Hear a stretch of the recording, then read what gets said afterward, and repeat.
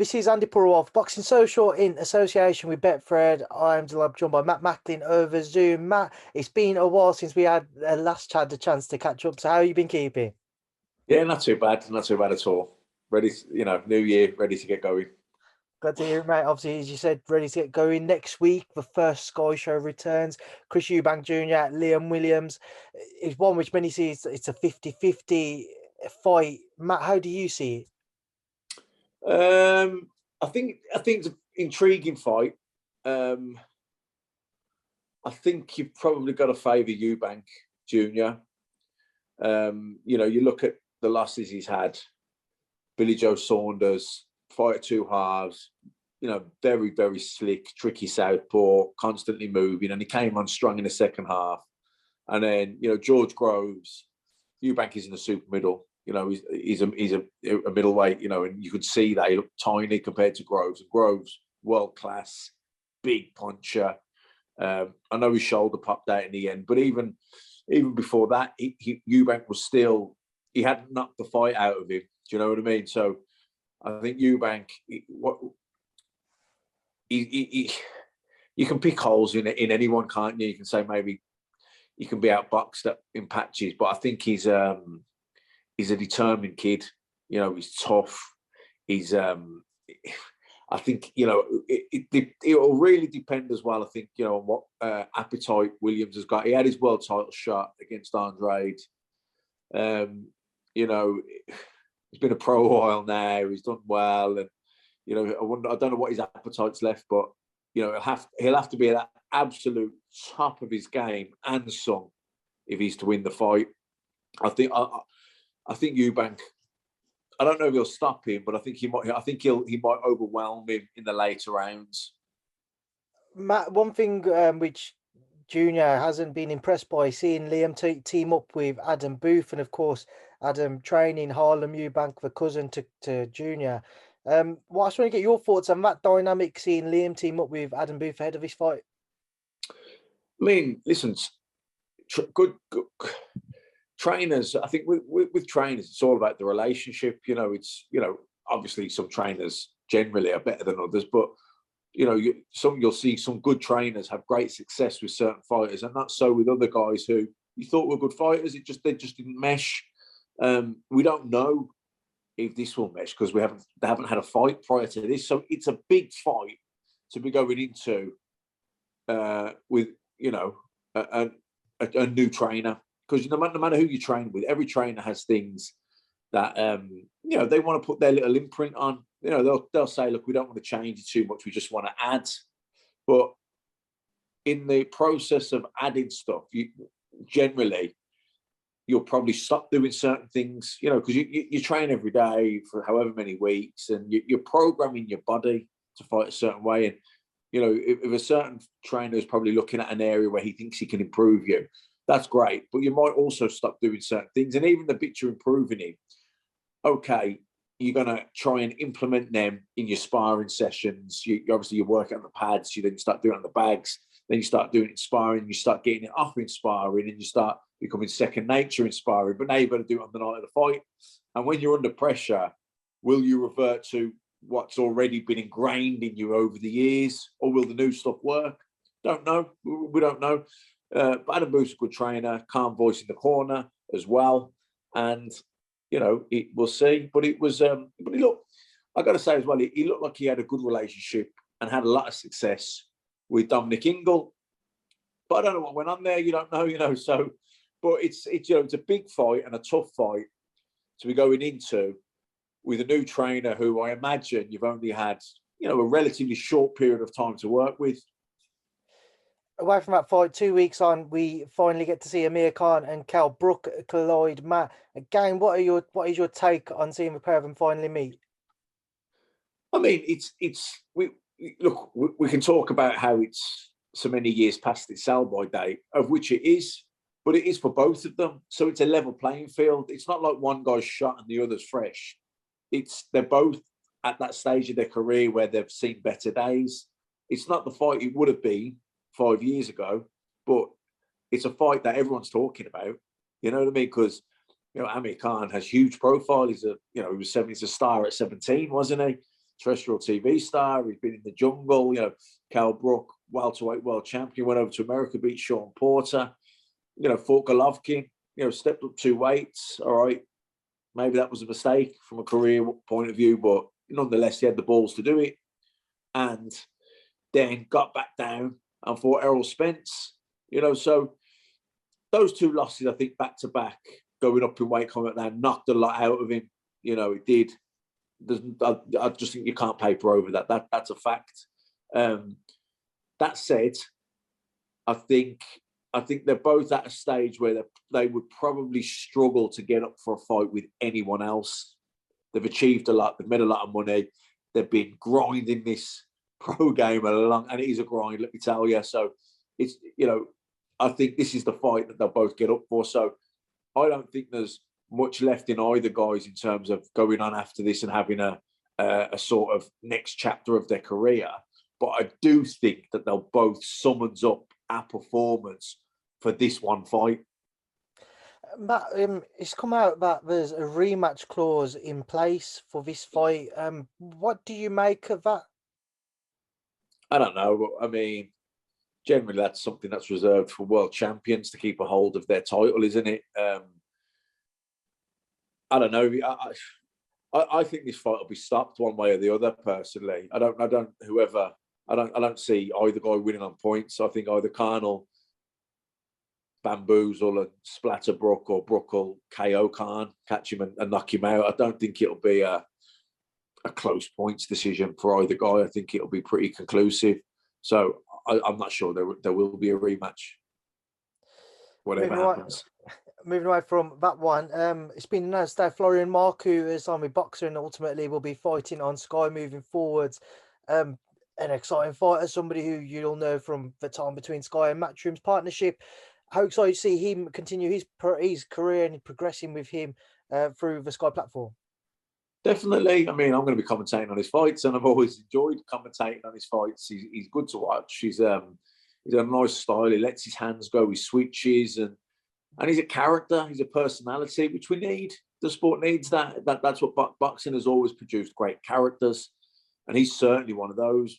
Great talker, believes in himself, and he's we don't want to. We've got to keep his. He's been boxing at a certain level, so there's no point. We can't blow that out the water and exaggerate it for what it is, but he's a work in progress. Like I say, he's exciting, he's personable. There's a lot of sort of those attributes that you need to become an attraction. He sells loads of tickets, so he's got a good fan base already, which I think will only grow as long as he keeps winning. There's a couple of names which I want to throw at you with regards to Florian. One of them being kind of Ben. Do you think that we'll ever see those two meet? Because Florian's called for that fight for a while. No, I don't think so, because he hasn't got really. I don't think he's really got anything to offer Conor Benn. If you look at Conor Benn's last few fights, he's fighting former world champions, faded guys and that's the right thing that they're doing, because Conor Benn is young, he's exciting, he's explosive, and he's getting better all the time. So, once someone's as good as they're ever going to be, you may as well you're at your peak. Let's make these big fights. When you're nurturing a talent and he's developing, he's improving, and then also you're building his star quality, you don't take unnecessary risks with someone like that. You've got to take educated risks, because you've got to step him up. But you got to be careful how you do that. And I think they're matching him lovely. Chris Algieri last time, not a big puncher, very experienced, 37, inactive. You know what I mean? The reflexes are dipped a bit. A few years ago, Algieri might have slipped that shot. But when the reflexes slip that little bit, you're talking split seconds in boxing. It's the difference between slipping a shot and getting knocked out. And Ben's young and fresh, and he's explosive, and his reflexes are sharp, and he's hungry, and he wants it. These guys like Algieri, they're experienced, and they can give him a few problems for a bit, but they just don't have the gas anymore. They don't have it in the tank to sustain it. And they're the kind of fights that they'll be putting in front of Conor Benn, and I would be doing the same if I was managing him, or if I was involved in that's what I would, or someone like him. fans, we fight Chris Congo, fight for the British title, because fans want to see blood and guts every week. We want to see 50-50 fights every single fight. But that's, if you're in the business of guiding a fighter's career, that's not what you do. So I don't see kind of Ben fighting any. I just think he's gone past the likes of Florian Marku now. Do you know what I mean? There was a while back when that might have happened. Florian Marku was, when he was putting on Eddie's shows, and it maybe then it could have happened, possibly. But I just think Conor Ben's now, if you look at his last few opponents, I think he's just gone well past that now. I don't see him fighting any of the domestic guys. I think Conor Ben's fighting, former world champions type of thing now. The one which the fans have continued to mention with Conor's name is David Avanesian, European champion. We also what he did with Josh Kelly. Do you think we'll ever see that fight? I think we might see it eventually, but we're not going to see it anytime soon for the exact same reason what I just said. It's like, I think the next time Conor Ben is in a fight that he's not a strong favourite in, it'll be a world title fight, and it'll probably be for a couple of million. And that's the smart thing to do. If you were managing a guy like Conor Ben, that's how you'd want it to be. He's selling out arenas, or he's packing them out. People are tuning in. He's exciting to watch. Yeah, there's a vulnerability there, possibly sometimes, but he's got big balls. He gets up and he knocks people clean out. That's exciting. His old man was vulnerable at times, but he had a heart of a lion, and he could, he had genuine, serious one-punch KO power. I said it. What's in the cat's in the kitten. But it is, isn't it? You can see it's very, very similar. It's uncanny almost.